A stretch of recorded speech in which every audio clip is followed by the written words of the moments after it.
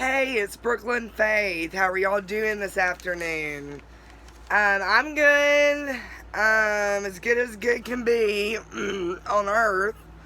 Um, God told me that heaven is on earth. It says that in the Bible. I'm searching for it because my mental illness makes me feel like I'm not in heaven on earth. Um, been to church today and yeah, it's just been a day with my emotions. It's just been a day. I'm trying to learn how to use my God given emotions for the right reasons. You know what I mean? Like, God made me this way for a reason.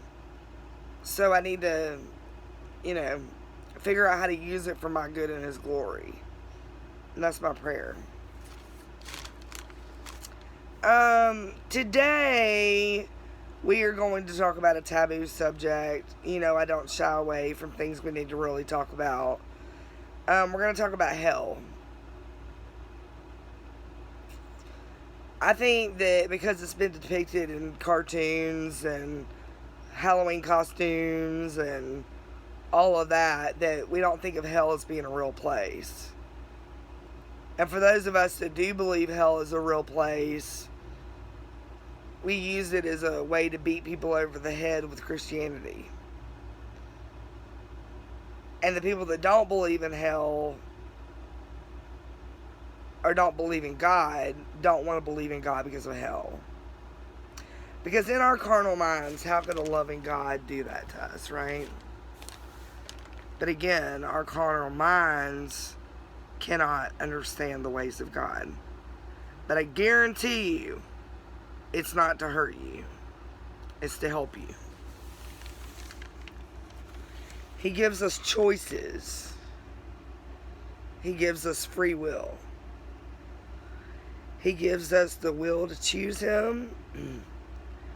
And He gives us the will to choose Satan. And if we're not choosing God 100%, we're choosing Satan. There's no in the middle. It's either God or Satan. One or the other is your father, according to the Bible. When I was on drugs, I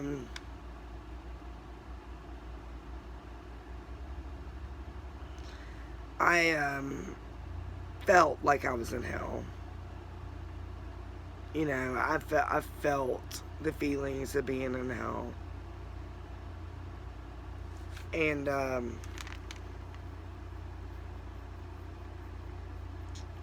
I got sober back in 2006. And in 2008, I took my aunt and uncle back to court who had custody of my daughter, and I represented myself in trial. And all the emotions and all the work that went into it, it took me 7 months to learn how to be an attorney. Caused my emotional problems to be stirred up, my PTSD to be stirred up.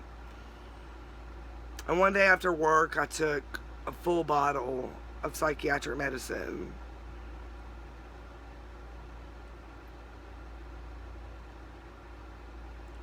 I lay down on my bed, waiting to die. And the next thing that happened is I saw my body laying on my bed.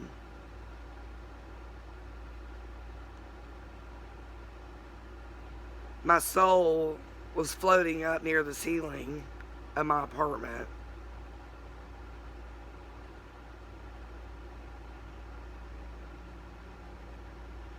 And I almost looked like a little girl laying there on the bed.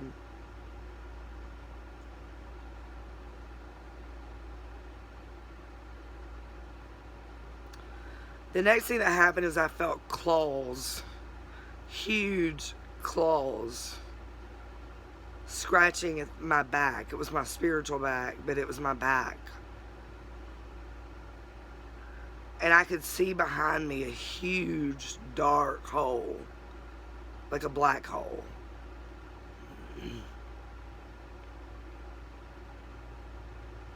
And I couldn't hear anything, but I could feel demons trying to pull me down that black hole into hell. I wasn't walking with the Lord at the time.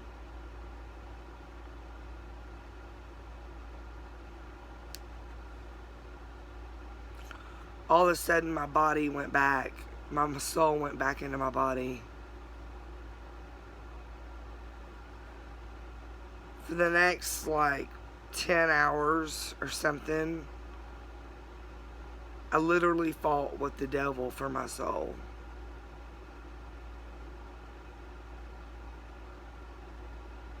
Physically fought him. Everything in my apartment got broken. All the glass was broken. All the material was torn up. All the lights were broken. Because I was in a fight for my life.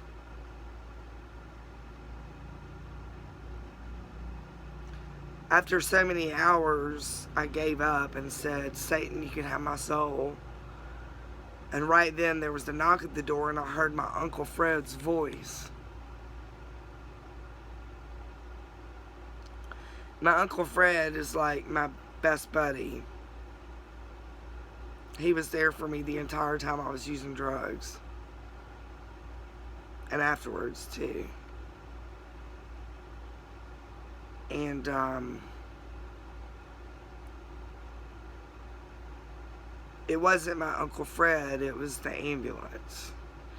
He had called the ambulance and said, I think something's wrong with my niece. Will you please go over there and do a welfare check? I died on the ambulance. I died back when I got to the hospital. 3 weeks later, I woke up out of a coma, paralyzed on my left side. I had broken bones. So I know hell is real. I almost went there.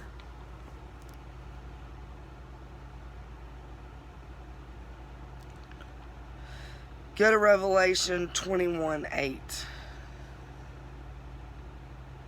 But be fearful and unbelieving, and the abominable, and murderers, and whoremongers, and sorcerers, and idolaters, and all liars shall have their part in the lake which burneth with fire and brimstone, which is the second death. So basically what he's saying in Revelation is that sinners are going to hell.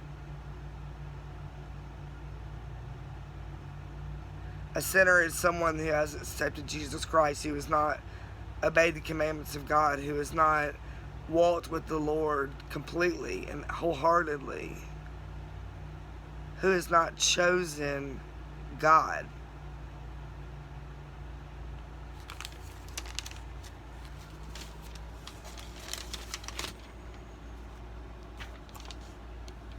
There are 100 verses in the Bible about hell. We're just going over 3. Go to Matthew 10:28. And fear not them which kill the body, but are not able to kill the soul, but rather fear him who is able to destroy both soul and body in hell.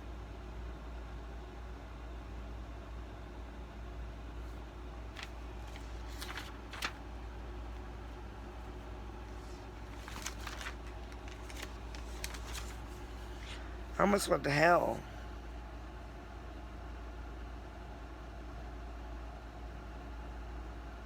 Me. Little innocent me.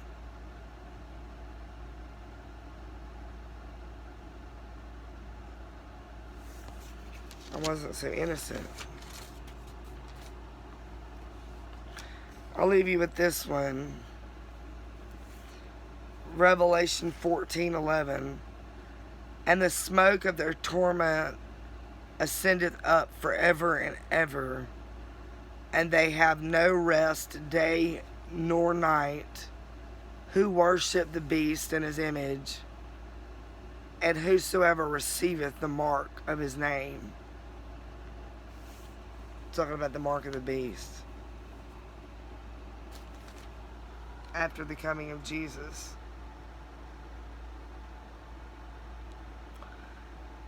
I know that I seem somber and depressed or whatever today, but I'm like this because I'm so serious about this topic. I mean, hell is real. And I don't know what causes you to get there or what causes you to get to heaven. I mean, I know what the word says, but I don't play with that. It's not the fire that scares me. I can't imagine how bad that hurts. But what scares me is eternal separation from God.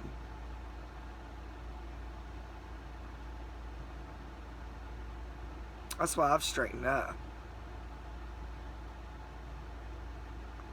God's love brought me to repentance. I pray for you that you take this serious.